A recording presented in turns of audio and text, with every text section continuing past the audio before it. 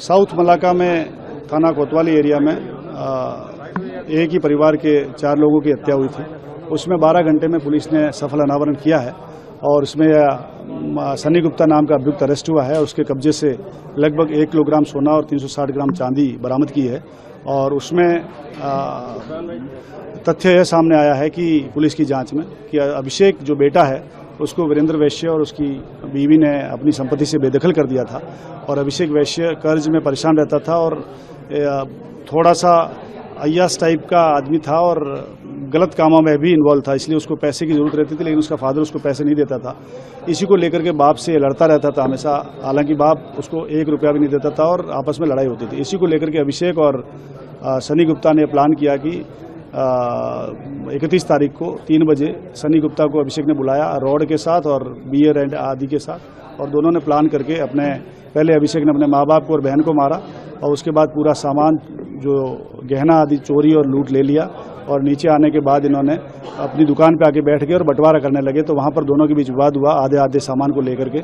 उसमें सनी गुप्ता ने फिर अभिषेक को भी मार दिया, ये सोचते हुए कि जो माँ बाप को मार सकता है वो मेरे साथ कैसे ईमानदार रहेगा, मुझे भी मरवा सकता है। तो इसलिए सनी गुप्ता ने जो है अभिषेक को भी मार दिया और उसके बाद वहाँ से वो चला गया सभी ताले वाले लगा करके। पुलिस के लिए मुश्किल काम यह था कि 3 बॉडी हमें पहले मिल गई थी, लेकिन चौथी बॉडी बाद में लगभग 1 घंटे बाद हमने पूरा घर सर्च किया और वो जब दुकान के ताले तोड़वाए तब चौथी बॉडी मिली हमें अभिषेक की। तो हमें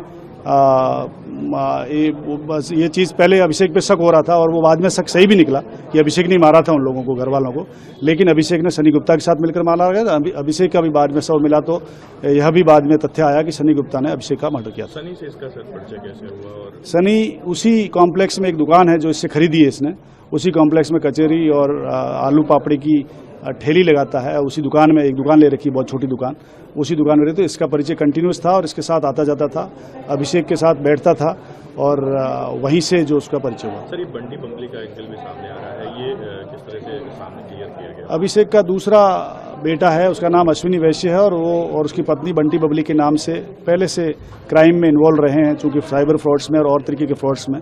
अश्विनी वैश्य और बंटी अभी कोसांबी जेल में बंद है और अभिषेक ने यह सोचा कि बंटी बबली का नाम कार्डबोर्ड में लिखने से पुलिस की दिशा घूम जाएगी और उनको अरेस्ट करेगी पुलिस, या रितु के जो उसकी बहू है उसके पीछे भागेगी।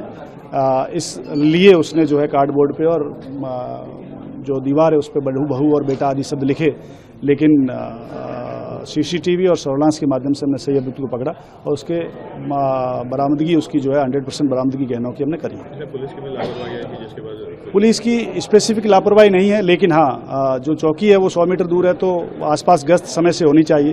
जो गश्त मुझे लगता है कमज़ोर रही और उसकी वजह से प्लस वहाँ पर जो है दूसरे दिन अभियुक्त के बारे में गुमशुदगी भी थाने पे दर्ज कराने के लिए अभियुक्त की भाई गया था।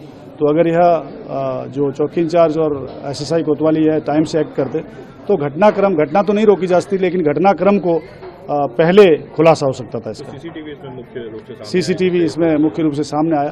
तो जो एसएसआई कोतवाली है मुलायम सिंह यादव उसको सस्पेंड किया है और प्रभारी चौकी इंचार्ज रोहित गौड़ को सस्पेंड किया है। अगर आप ये वीडियो YouTube पर देख रहे हैं तो हमारे चैनल को सब्सक्राइब कर बेल आइकन दबाएं और Facebook पर देख रहे हैं तो हमारे पेज को लाइक करें।